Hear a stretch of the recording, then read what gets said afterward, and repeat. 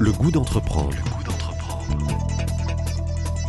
Une émission proposée par Paul Barraud en partenariat avec la Caisse d'épargne, la banque des entreprises et des professionnels de Midi-Pyrénées. Où nous parlons d'une jeune entreprise passionnée par le monde du vin. Ils ne sont que 2, ils ont moins de 30 ans et à eux seuls, ils se lancent dans un pari un peu fou, repenser le métier de caviste à Toulouse. Vendre du vin de qualité, oui, mais de quelle façon ? Eh bien, on consulte maintenant la carte de Lacrima Vini. Et pour en parler, je reçois ces 2 associés. Il s'agit de Margot Menet et de François-Xavier Darras. Bonjour à vous 2. Bonjour. Bonjour. Alors Lacrima Vini est une cave à vin qui existe à Toulouse depuis 1 an maintenant. Elle est dans le quartier Saint-Cyprien. Donc ce n'est pas très loin pour ceux qui connaissent les locaux de la radio. C'est juste à côté. Et il y a quelques semaines, vous avez ouvert une 2e cave. Et là, c'est sur la place Saint-Georges, à côté du Capitole à Toulouse, de l'autre côté de la rive. Alors tout d'abord... le métier de caviste, la plupart des gens connaissent, un commerce de proximité un peu particulier où le client peut trouver un vin qui peut lui plaire. Mais dans l'idée, au départ, c'est vous, par rapport à votre jeunesse, à ce lancement-là, qu'est-ce qui vous a, au départ, comment on peut dire ça, motivé pour vous lancer dans ce type de commerce, le vin ? D'où vient votre amour pour cette boisson qu'il faut boire avec modération ? J'ai commencé. Alors, moi, c'est un peu comme une conversion. Non, mais c'est un ami qui m'a. C'est une conversion. Ouais. C'est-à-dire que c'est très étonnant, mais jusqu'à l'âge de 18 ans, je n'aimais pas le vin. Donc, vous voyez, c'est pour ça quand j'ai des clients qui me disaient j'aime pas le vin rouge, j'aime pas le vin blanc, je leur dis moi, vous voyez, maintenant je suis caviste. Mais donc, c'est venu assez tard. Je me suis mis à aimer le vin, et après, c'est par l'intermédiaire d'un ami qui m'a fait connaître notamment les vins naturels. Voilà, il y a eu un espèce de déclic et donc la passion s'est fait de plus en plus présente, de plus en plus omniprésente. Voilà, il faut pas uniquement parler que de consommation, hein, il faut parler aussi de l'art du vin en général, depuis la récolte, la vinification, la mise en bouteille, vraiment la richesse, comme si on pouvait aimer, je ne sais pas, les grands crus de café ou les grands crus d'autres boissons, ou même de choses un peu plus matérielles. Hein. Tout à fait. Mais donc voilà, c'est le vin, c'est la convivialité, c'est ces vignerons qui sont pour moi un peu des héros des temps modernes. Voilà, parce que c'est quand même un métier qui demande beaucoup de travail, très exigeant. Donc du labour et après de la vendange jusqu'à la mise en bouteille, parce qu'il y a beaucoup d'étapes.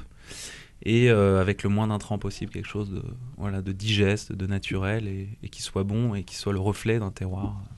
Alors c'est marrant parce que vous parlez de ça et puis vous aurez très bien pu, en disant ça, être un simple vigneron par exemple. Pourquoi avoir choisi le métier de la vente plutôt que le métier de la production ? Parce que j'ai pas fait les études pour, on va dire. J'ai fait des études de commerce, donc avec Margot d'ailleurs, c'est là où on s'est rencontrés. Oui.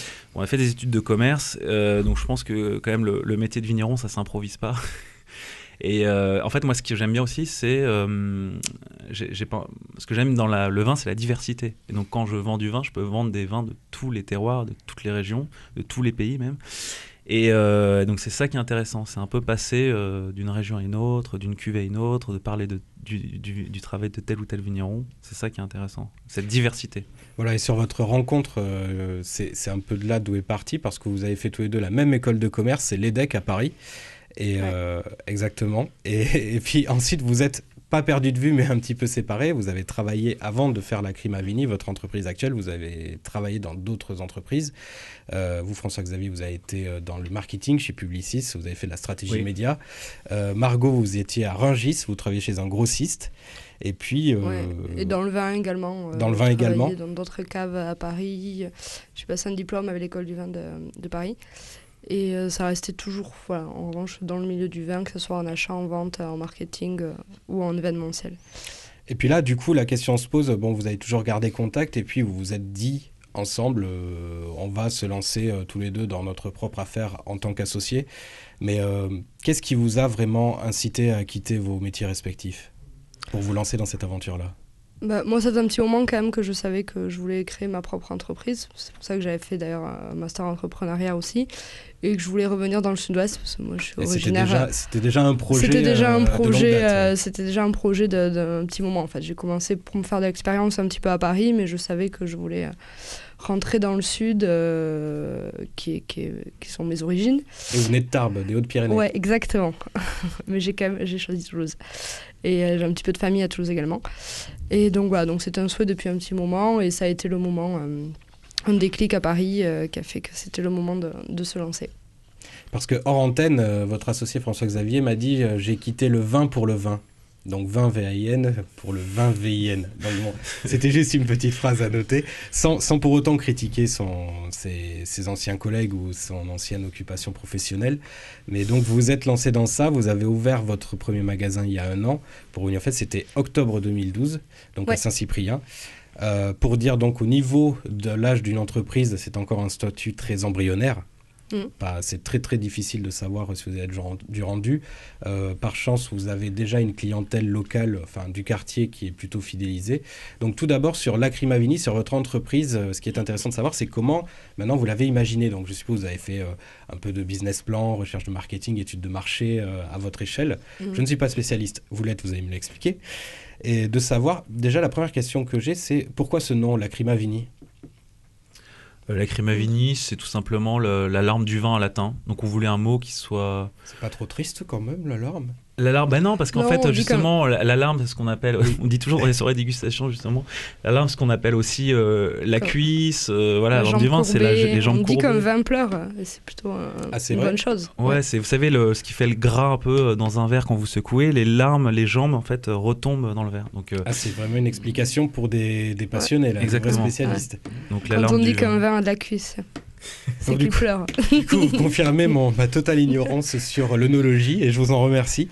Mais sur l'idée, donc, si on décrit un petit peu votre magasin, c'est en résumé, c'est à la fois, il y a 2 mots qui peuvent être mis ensemble, c'est tradition et jeunesse. Jeunesse parce que, bon, d'habitude, je ne dis pas l'âge des dames, mais vous avez tous les deux 27 ans.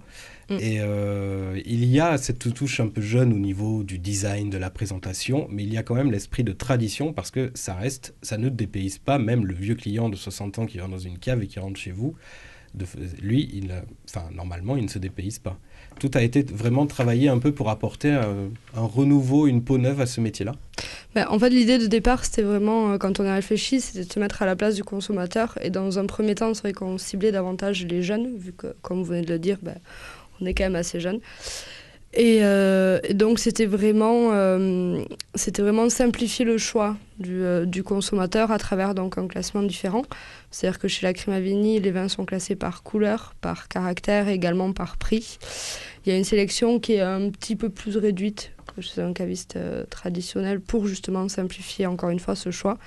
Et après vraiment le côté un petit peu moderne de ce classement. Et après vraiment l'objectif c'était de mettre en avant le travail de petits vignerons pour montrer justement aux jeunes et aux moins jeunes, parce qu'on se rend compte que même si la cible de départ c'était les jeunes, on attire une clientèle de tout âge. Dans les jeunes, il ne faut pas forcément comprendre les étudiants. Si, les étudiants, plutôt les jeunes actifs, non ? Jeunes actifs, il y a quelques étudiants, parce que je pense que les étudiants qui appréhendent peut-être l'entrée chez un caviste, nous voyant jeunes et voyant justement le classement différent, ils se sentent un peu plus rassurés, parce que même nous, on vend le vin avec nos mots, on ne cherche pas à faire un discours qui dure des heures, on le vend simplement. Et voilà, le choix numéro 2, c'était vraiment de travailler qu'avec des petits producteurs, d'aller dénicher des bons rapports qualité-prix, des petites pépites et prouver aux gens que des petits producteurs qui travaillent bien en bio, en biodynamie ou voire en nature, arrivaient à faire font de très bons produits dans des bons rapports qualité-prix. Donc, Donc on résume vos arguments commerciaux, c'est une touche de jeunesse, une gamme de produits qui par rapport à... Ça peut étonner parce que vous avez à peu près 200 produits dans votre cave,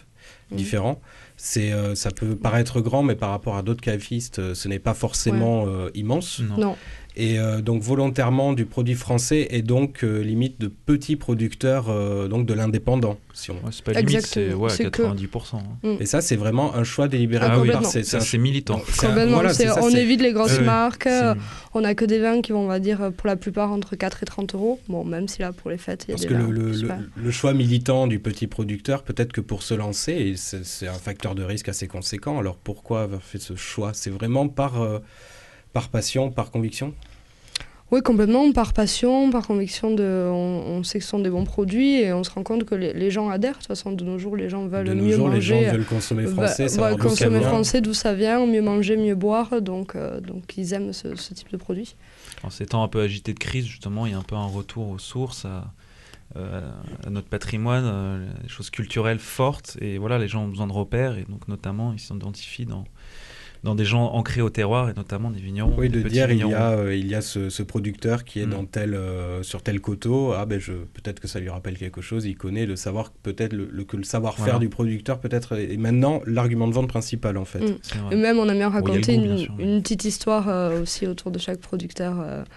Pour chaque vin, on met en avant un petit peu des petites fiches, justement, encore une fois, pour simplifier l'approche et le choix. Les consommateurs peuvent même, pour certains, se débrouiller par eux-mêmes, même si on est toujours là pour les conseils, où on met un petit mot sur le vigneron, un petit mot sur la cuvée, un petit mot sur les accords mets et vins. Donc c'est toujours vraiment la mise en avant du terroir, du producteur et pas de l'étiquette. Alors, ça met en avant le terroir, mais est-ce que ça va faciliter le portefeuille du client ? Je m'explique, au niveau du prix, souvent les caves à vin ont la réputation d'être beaucoup plus onéreuses qu'un rayon de supermarché. Comment vous faites là ? Là justement on leur prouve un peu le contraire, parce que comme je vous disais, on a des vins à partir de 4,50 €. Donc c'est sûr, on n'a pas des vins à 2-3 €, mais bon, quelqu'un qui vient le prix minimum c'est quoi ? 4,50 €. C'est 4,50 €, 4,50 €. Hein, mais ouais. Donc est-ce qu'à 4,50 € il est bon ? Oui. Il est sympa. Il n'est pas d'une complexité incroyable, mais c'est pas ce qu'on lui demande. On veut un vin sympa, agréable à boire et qui fasse pas prendre mal au crâne. Mais pas du tout même. L'adjectif bon, là, vous ne l'avez pas utilisé. C'est-à-dire que bon, c'est complètement subjectif. C'est-à-dire qu'un vin qui sera bon pour vous sera pas bon pour un autre. Donc, en fait, le vin, c'est ça qui est difficile aussi dans notre métier, c'est que c'est la chose la plus subjective qui existe. C'est-à-dire qu'il y a des vins épicés, des vins fruités, des vins tanniques. Donc voilà. Donc ce que je disais tout à l'heure, un vin bon pour vous ne sera pas forcément pour... C'est-à-dire que... Mais il y en a qui l'aiment beaucoup et on a une grosse clientèle pour ce vin à 4,50 notamment.